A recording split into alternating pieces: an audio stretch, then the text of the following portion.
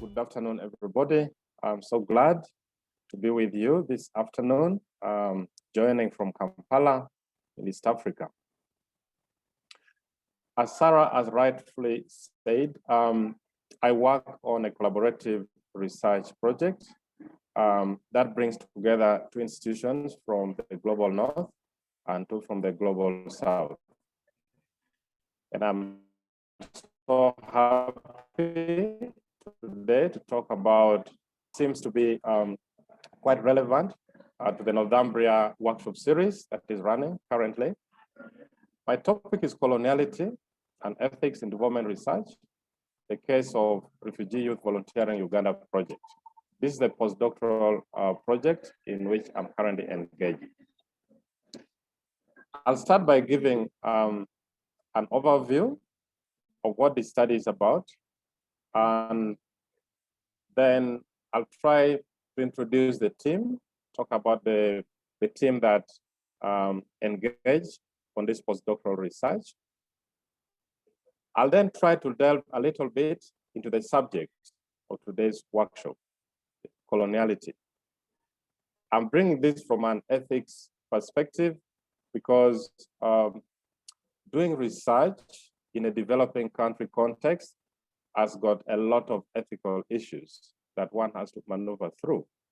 So in so doing, I'm going to take you through how the RYVU project was able to scale through some of those issues to ensure that we don't repeat mistakes of the past. I'll then probably take us into some, to look at one aspect of this study, the concept of volunteering. But I'm bringing this from the African perspective and trying to say this is one of the least understood or the least discussed dimensions of volunteering, especially when you look at development literature, and probably should be something for us to reflect about. I'll then leave us with about 3 questions for discussions, basically to stimulate interest and further engagement in this subject matter. So what is Refugee Youth Volunteering Uganda project? So this research was conceived around the issue of youth employment, or youth unemployment as a problem for that matter. At the back of it all, if you reflect on the status of the youth, especially in Uganda, you realize that there's a lot of, there are lots of challenges facing the youth in as far as employment is concerned.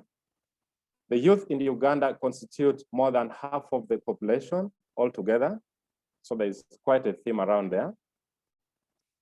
Uganda is also a very big hosting country to refugees. Most of them who are young people, especially from South Sudan, Burundi, Somalia, Democratic Republic of Congo, and other countries. So up to 83% of the youth in Uganda are unemployed. So I'm just trying to give you the background of why the youth, why focus so much on the youth. Now, in most cases, unemployment or unemployability per se is attributed to lack of skills. And one of the solutions that is normally proposed in development is to introduce vocational and technical education and training. We are going to look at whether this is really something that is upheld in practice, or there are other things beneath it. We are also concerned with the issue of skills acquisition. Skills acquisition tend to be at the center of employability. In most cases, youth unemployment is attributed to lack of skills.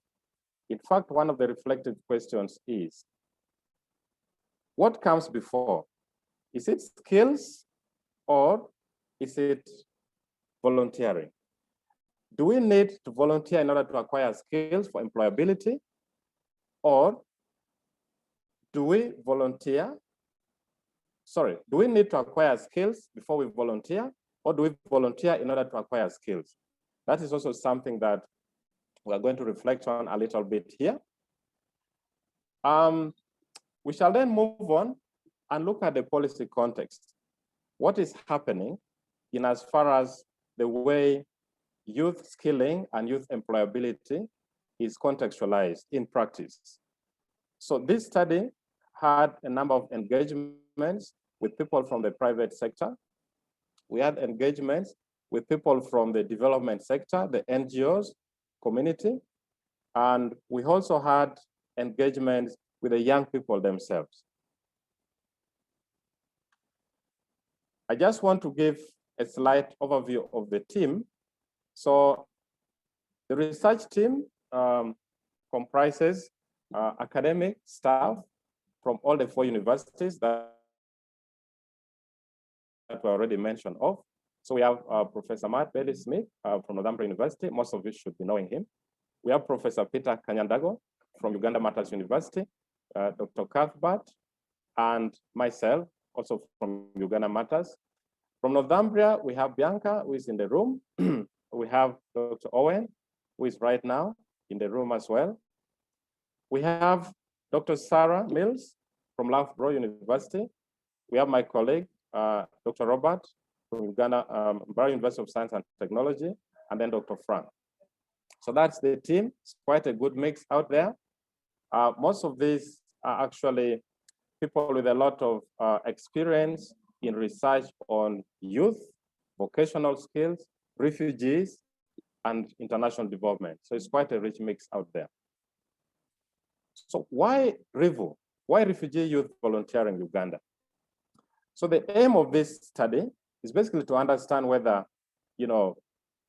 volunteering by young displaced persons could be a viable pathway, to usher them towards employability. Some of the research questions include issues of place. Where are these young people found? By place, we refer to place in the physical sense, but also in the conceptual sense. Because place is not only about where we find these people. Place could also be conceptually, what is it that they're engaged in? The issue of exclusivity of young people from certain things comes into play. Now, what factors shape, youth participation in volunteering activities? And how do different forms of volunteering enhance or contribute to skills development? We're very concerned about that. But then what is the impact of volunteering in terms of how we understand meaningful work out there? There's the issue of volunteering, there's the issue of employability, but there are also issues of precarity, how work, lead to precarity. We're looking at vulnerabilities in as far as employment is concerned. So a lot of themes emerge from there. Our approach is both quantitative and qualitative. On the quantitative side, we have carried already very large surveys in 4 refugee settlements in Uganda, which I'm going to show you here. So we have one in northern Uganda, Bidibidi Refugee Settlement, which is the biggest in Uganda, hosting mainly South Sudanese refugees.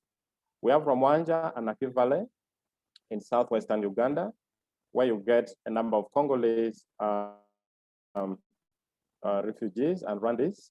But then we also have urban refugees from around Kampala. So we really wanted to understand the uniqueness that the urban space contributes in as far as gaining access to volunteering and therefore employability is concerned. Those are the 4 nationalities that we're interested in this study. You'd ask me why these 4 nationalities? The reasons mainly are that, first of all, these are the predominant groups of refugees that you find in Uganda. And of course, being a study, we could not go very wide, we could not involve everybody. So we had to pick a sample to deal with, because this was quite representative, sort of. What you see down there, there's so many logos. These are the different stakeholders that we work with. So this is a very participatory research. that engages different kinds of stakeholders. I talked about young people, but we also have the development actors already in this space. So we don't leave out anybody, including those from the public sector, the government people. So what have been some of the preliminary emerging definitions or understanding of volunteering just coming out of our study? To young refugees, just to pick an example, volunteering is doing some kind of work, okay? But with some hope of reward, monetary or non-monetary. It's also a way of getting a job, and it's a kind of gateway to proper employment. So there are some young displaced persons who look at volunteering as an opportunity, to gain access to some kind of employment. Now, when you go to the public sector, one of the respondents looks at volunteering in terms of free service, the work that you do willingly without any coercion, but also without any expectation of payment. For the private sector, volunteering is offering service without expecting gratitude or payment from anybody. And then when we interact with people from the development sector, these are just excerpts, okay? Because there are divergent views, even from people within the same subsector. But here's what one of the development actors had to say. You know that there are some who use volunteering to dodge taxes, to hide costs, and so on and so forth. But for some, it is necessary. It builds the communities that they have lost, sorry. So you look at these divergent views and opinions, and you do realize there's still a lot out there that could be said about volunteering. So our research, the RYVU project, does not even attempt to come up with the universal definition of volunteering. That is not our objective. Our objective is basically to try to come up with a new conceptual framework that could then help other researchers, other interested people, other practitioners to understand the relationship between volunteering and employability. That is what we are trying to do. So, having done with that brief overview and introduction of the RYVU project, I now attempt to delve into the subject matter of today's presentation. In our RYVU approach, we tried, to be conscious of the issue of decolonizing participatory methodology. If you read a lot of literature out there, most of the critics of participatory methodology will tell you that in most cases, the participatoriness is not exactly reflected in the actual, steps and techniques in which data is collected. Because sometimes we tend to promote participatory research, but when we go out there, we're again bringing back some of these old traditional practices that tend, to perpetuate the kind of bias that has always pervaded research practices all over. So we were quite conscious of that. The first thing we did was to see how to work with the researched. How do we work with the people that we are researching on or researching about? So in our design, we said we are going to include both refugees and some people from the host population.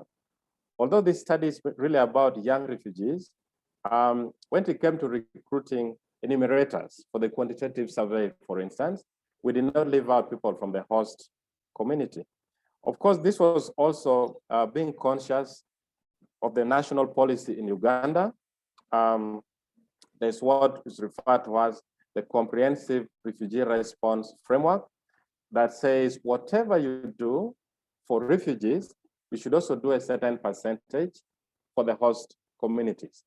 This is basically to promote the whole idea of mutual coexistence and it's part of the do no harm policy. So we are conscious of that. We also were very conscious about the issue of the youth voices. How do you say you are doing research about young people, and yet you don't involve young people in the study? And we're not going to involve young people only in terms of those we are going to collect data from, but we had to have young people both as advisors, but also as people who are collecting the data. So we came up with what we refer to as the Citizen Youth Advisory Boards. So in each of the 4 settlements where we are conducting this study, we have a group of about 10 young people who were elected by their colleagues. We trained them on their role on the study. So basically their work is to provide us with advisory services to guide the study in terms of being sensitive and conscious to the needs and expectations of young people when you're working with them, doing things that are not going to harm young people.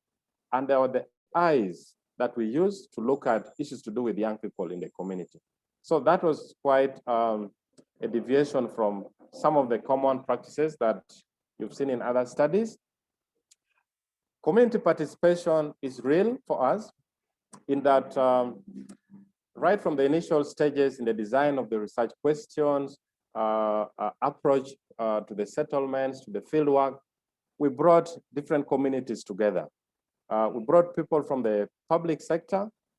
Office of the Prime Minister in Uganda, for instance, is the one in charge of looking after refugee issues. So they provided us the necessary guidance. We worked closely with the private sector in that we wanted the understanding in terms of how they see volunteering, what they expect out of young people. So we incorporated some of these viewpoints into our conceptualization and design of the tool. Then, so if you look at all this, we're just trying to stay true to our promise of doing a participatory study. Now, I bring one dimension of volunteering that would also be a point for us to reflect on. The issue of formal and informal volunteering. Because when you go into the development literature, and I'm happy that today we are talking about coloniality in development. So if volunteering in many cases is done as a way of bridging the development gap that we find in certain communities, whereby we see a transfer of skills coming from certain places to support, to strengthen institutions, systems, and policies and practices in other places, then why is it that in most cases, we are only referring to the formal aspect or what is considered to be formal volunteering? What happened to the other aspect of volunteering, the informal volunteering? By this, I refer to, a wide practice that was very, very common in many parts of the global South, especially in Africa, that you could see, you could feel, and you could easily define as volunteering, but in most cases, we're not really being recognized as so. I say this because if you delve deep into the various literature on volunteering in development, you don't see most of these concepts. Some of them, I just try to pick from different parts of Africa. In Uganda, for instance, there's a common practice called Bulungi Bwansi. This was basically people coming together to do something that is good for the community. And most of it was targeted towards environmental issues, planting trees or cleaning, the village pathways, beating the bushes, cleaning the roads, and so on. Now, and to what extent do we find this kind of volunteering practice being expounded, in development literature or even in development practice? To what extent are we tried to really go down and understand and try to pick, certain aspects of this practice and maybe structure it for easy replication in other contexts, the way we have done with the other approaches to volunteering. The concept of Ubuntu, this is a Southern African concept. It's basically about the oneness of humanity, basically doing good to your fellow human beings. And when you do that, then it also helps you to become more human. I am because you are, that kind of thinking. In Kenya, there's this practice of Harambee, if you look at the Kenyan national motto, Harambee is actually the word which is imprinted in the motto. Harambee summarizes so many things. Again, it's about self-help, community spirit, self-reliance, collectiveness, and all that. This is applied, so this concept is applied to rally masses together in order to do things for the common good of all. In Rwanda, just my neighbor to the south, they have this Umuganda concept, still practiced up to today, whereby, again, people come together to do communal work which is of benefit to everybody and is not for pay in anything. So there are so many examples. In Burundi, Bikora Rusangi, it's again very similar to Umuganda, it's very similar to Bulungi Bwansi.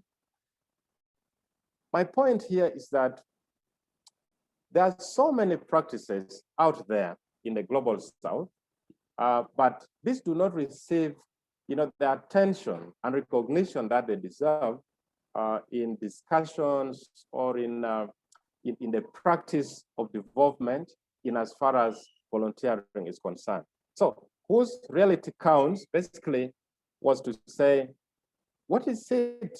Whose language are we speaking here when we are talking about international development?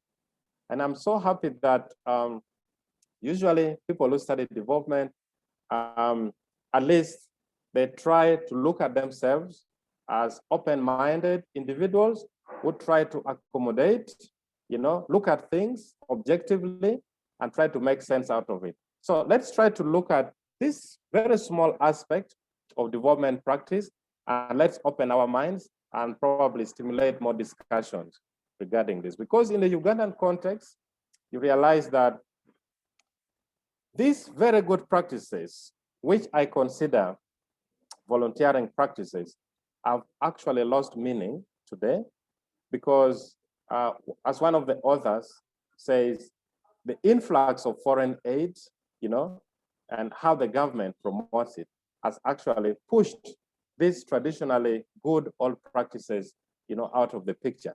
So you can see how modern approaches to development is actually helping to kind of muzzle out some of these very good practices. Now, let me try to unpack the concept of coloniality, since this is the main thing that we are talking about today. First of all, when we talk about colonization, we cannot discuss coloniality before looking at colonization. Colonization is the origin of all these things that we are talking about. While colonization was a space and time-bound occurrence, of course, characterized by things like conquest, subordination, dominion, and setting up new structures of administration in place. What came out of it then was a kind of structure. The structure which was both physical but also conceptual. That is colonialism. Now, colonialism was about, reinventing, replacing anything that did not agree with the objective of the promoters of this concept and practice. Now, having done that, and you could assign a historical place to all these concepts. There was a period and time for colonization, colonialism, of course, and its pervasiveness through development policy and so on also had its place. Of course, some of it is still felt even today.